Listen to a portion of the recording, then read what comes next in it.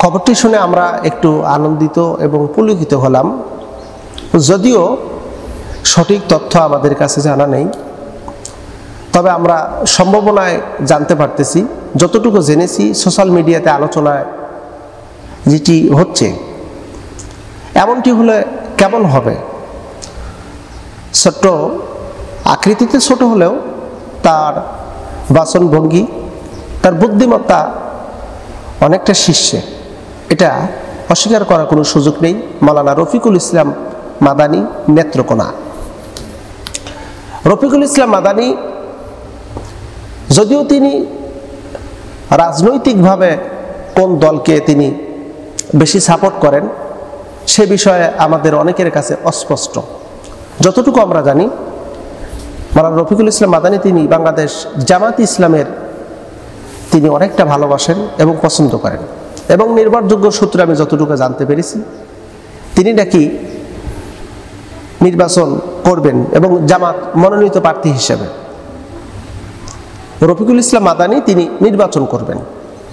এদিকে আমরা আরেকটি খবর জানতে পারলাম, মুফতি জসিমউদ্দিন রাহমানি, যিনি লম্বা একটি সময় জেলখানার ভিতরে সময় কাটিয়েছেন, তাকেও বাংলাদেশ জামাত ইসলামের পক্ষ থেকে প্রার্থী হিসেবে ঘোষণা দেওয়া হচ্ছে।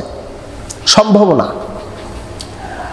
তো আমাদের দেশে যদি এরকম আলেম যদি নির্বাচনে অংশগ্রহণ করে, আমরা বিশ্বাস করি সাধারণ মানুষের ভালোবাসায় অবশ্যই সফলতা বিজয় আসবে। শুধু রফিকুল ইসলাম মাদানী নয়, মুফতি জসিমউদ্দিন রাহমানি নয়, বাংলাদেশের অসংখ্য ওলামা হাজরাত বিভিন্ন জেলা থেকে বিভিন্ন জায়গা থেকে তারা নির্বাচনে অংশগ্রহণ করতেছেন। মুফতি আমির হামজা, মিজানুর রহমান আজহারি, আমরা যতটুকু জেনেছি মিজানুর রহমান আজহারির সম্ভাবনা, শায়েখ আহমদুল্লাহর সম্ভাবনা, আব্দুল হাই মোহাম্মদ সাইফুল্লাহ তিনিও সম্ভাবনা, রংপুরের মাওলানা নুরুল আমিন তাকে তো অলরেডি ঘোষণা দিয়ে দিয়েছে, এবং বাংলাদেশের বিভিন্ন জায়গায় ওলামায়ে কেরামদেরকে প্রার্থী হিসেবে ঘোষণা দেওয়া হয়েছে। তবে আমরা যেটা লক্ষ্য করে দেখতে পাচ্ছি, বেশ কিছুদিন হলো সোশ্যাল মিডিয়াতে যে বিষয়টি আলোচনা হচ্ছে, ডক্টর কাজী ইব্রাহিম তাকে মনোনীত করার লক্ষ্যে ব্যাপকভাবে দাবি উত্থাপন হচ্ছে। সোশ্যাল মিডিয়াতে বিভিন্ন জন বিভিন্নভাবে মন্তব্য করতেছে, কাজী ইব্রাহিমকে জামাতের প্রার্থী হিসেবে ঘোষণা দেওয়া উচিত। আমরা মনে করি উচিত। এভাবে যদি বাংলাদেশের প্রত্যেকটা জায়গায় ওলামায়ে কেরাম যদি নির্বাচন করে এবং এমপি হতে পারে, তাহলে সেক্ষেত্রে দেখা যাবে যে এই দেশে অবশ্যই ইসলাম প্রতিষ্ঠিত হবে ইনশাআল্লাহ। তবে অনেকের যেই বাজে চিন্তা ভাবনা হলো যে ওলামায়ে কেরাম কেন নির্বাচনে অংশগ্রহণ করবে। যারা নির্বাচনে অংশগ্রহণ করতেছে তাদেরকেই এক শ্রেণীর মানুষ অবজ্ঞা, অবহেলা এবং তিরস্কারের চোখে দেখতেছে। ইতিপূর্বে যার জনপ্রিয়তা ছিল আকাশচুম্বী, সবাই তাকে ভালোবাসত, সম্মান করত, যখনই জামাতের নামকরণ করে নির্বাচনে অংশগ্রহণ করতেছে তখন দেখা যাচ্ছে একদল ব্যক্তি তারা তাকে অবহেলা, তুচ্ছ তাচ্ছিল্য, অপমান, অপদস্থ সুরে কথা বলতেছে। আসল বিষয়টা হলো এই, আপনি যখন জামাত ইসলামের বা রাজনৈতিক কোনো দল, ইসলামিক রাজনৈতিক কোনো দলের ছত্র ছায়া আসেন নাই, প্রকাশ করেন নাই, তখন সবার কাছে আপনি ভালো মানুষ। আর যখনই একটা গোষ্ঠীর কাছ থেকে, অর্থাৎ যখনই আপনি একটা ইসলামিক দলকে গ্রহণ করলেন, তখনই দেখা যাবে একটা গোষ্ঠী আপনাকে পৃথক করেছে, আপনার সমালোচনা শুরু করেছে। এটা কিন্তু বাস্তবিক।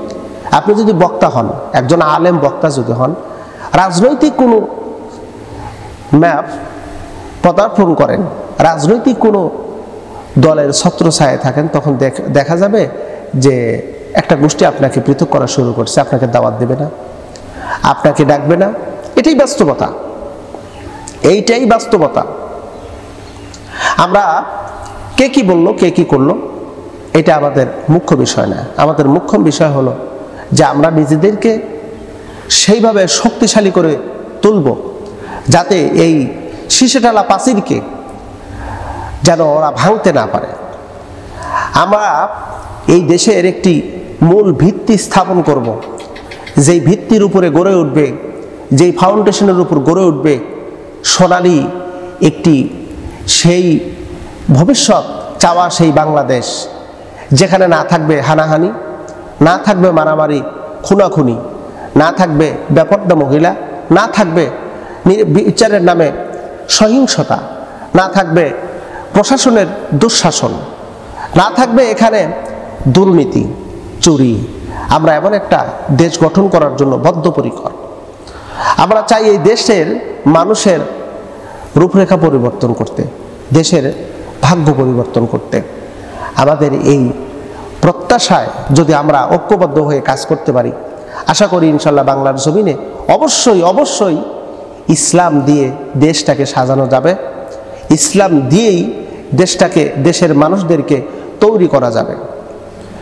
আসুন আমরা ঐক্যবদ্ধ হই, ইসলামকে বিজয়ের লক্ষ্যে সমস্ত রকমের ব্যবস্থা আমরা গ্রহণ করি। আল্লাহ সুবহানাহু ওয়া তাআলা আমাদেরকে আমাদের ইসলামকে বিজয় করার তৌফিক দান করুক। আমিন।